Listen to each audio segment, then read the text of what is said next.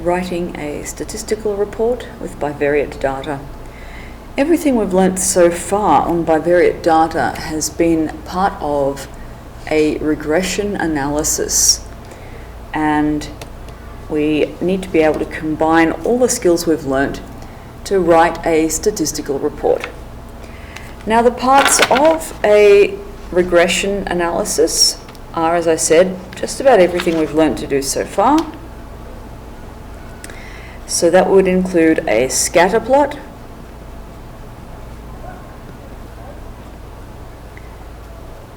the correlation coefficient,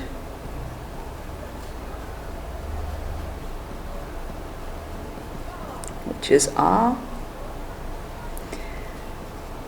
the equation of the least squares line,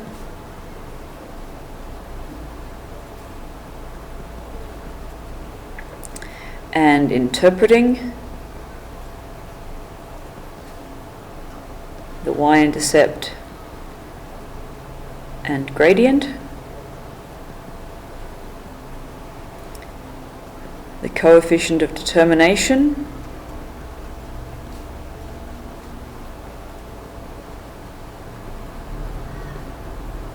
which is R squared as a percentage, making any required predictions,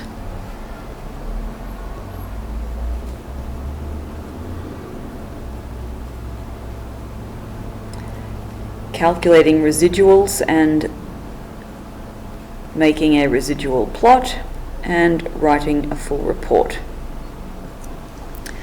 So we will work through what will be required for this set of data. 10 randomly selected learner drivers were given a score on a driving test, and the number of hours of driving instruction they'd had was also recorded. So it is a case of just getting all the information that we've learned to get so far. So make sure your data is in L1 and L2. Create a scatter plot. Make sure your scatter plot is on, that it's listing L1 and L2, and zoom 9 will get you a scatter plot. So you can see that there is probably a strong positive association. Get your linear regression screen, which will get you R squared, and the equation of your least squares line.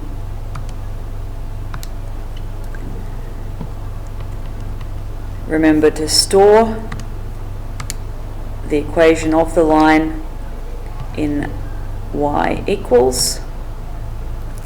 So here we have just about everything we got asked for there. Y equals 0.93x plus 12.3. We have the equation of our line. R is 0.938. R squared is 0.879, or as a percentage, multiplied by 100, 87.9%. So we've found our correlation coefficient, the equation of our least squares line, the coefficient of determination,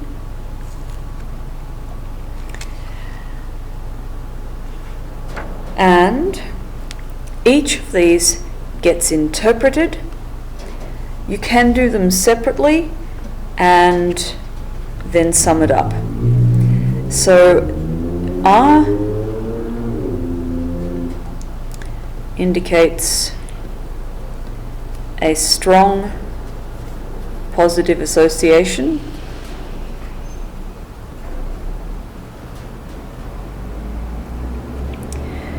Interpret this in terms of the variables. So y is our score.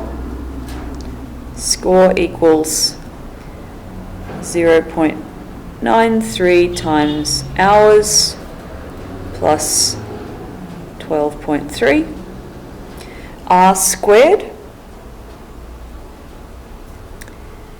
interpret that.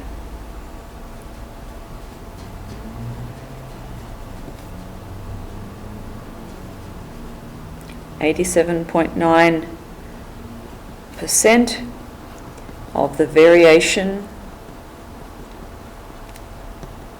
in score is explained by variation in hours of instruction.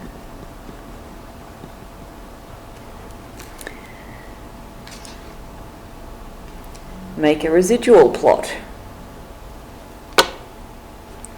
So remember to calculate your residuals.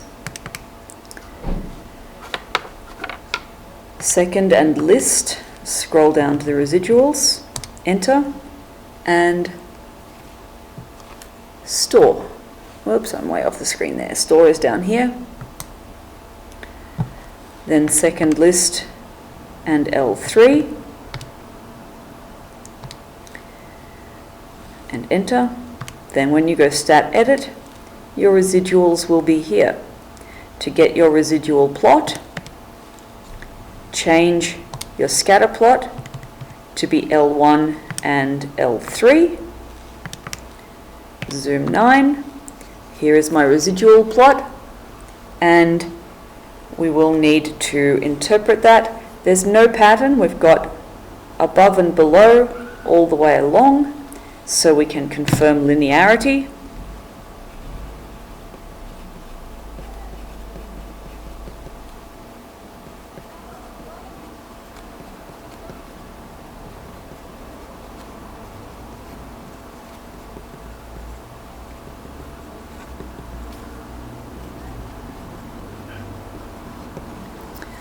Now that gives you all the data that you need, and then effectively for a report, you pretty much repeat that.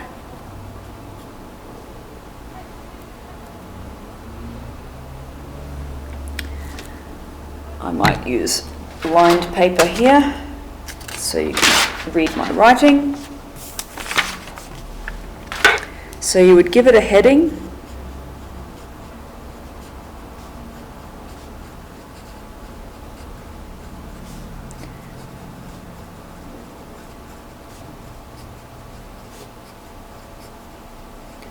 So it's statistical report on the association between, this was test score, and hours of instruction.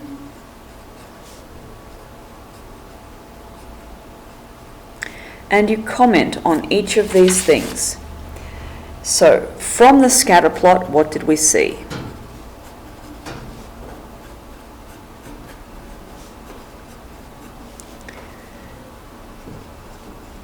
We saw that it was strong and linear.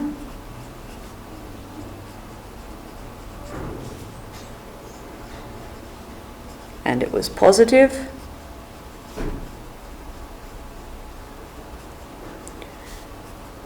We say what the variables were between test, score, and hours of instruction.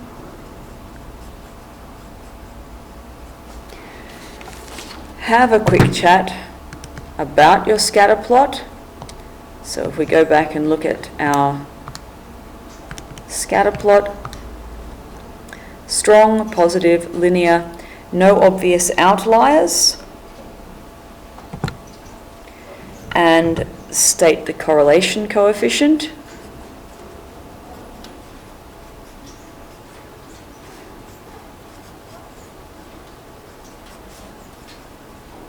Oops.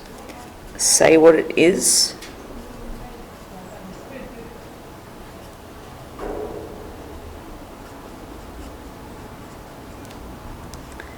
Confirms a strong positive association.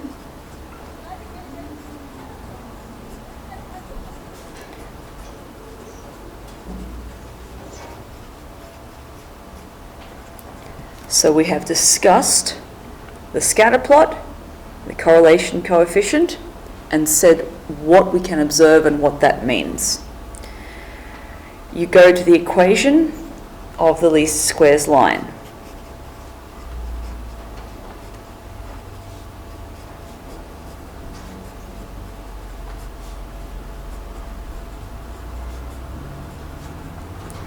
And give that as score equals 0.93 times the number of hours plus 12.3.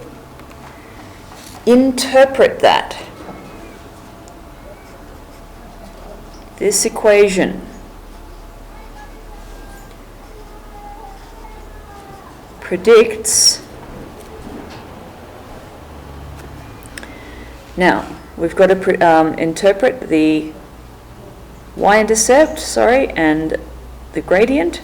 So the y-intercept is what we'd get if it was 0 for x, so 0 hours of instruction.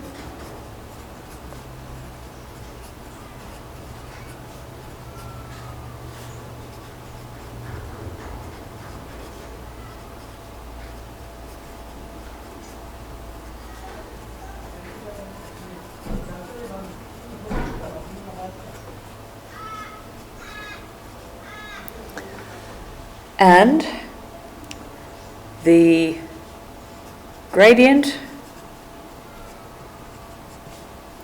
of 0.93 predicts that the score increases by 0.93 for every hour of instruction.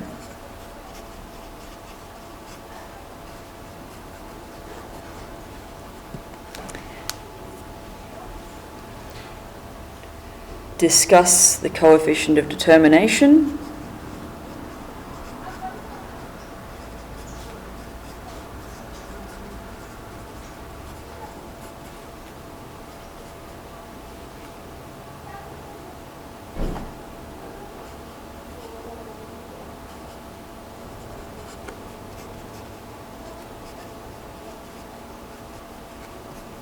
So saying exactly what I've been saying, that you've got to cover this percentage of variation in test score is explained by variation in hours of instruction. If they'd asked you to make any predictions, you would state what they were and how confident you could feel, and then talk about your residual plot.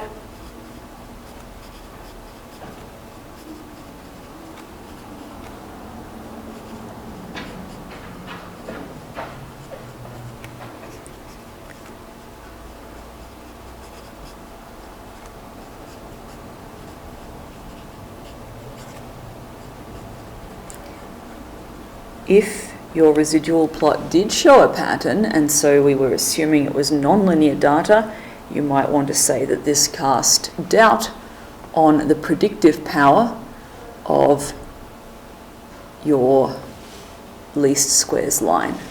So that is a summary of regression analysis.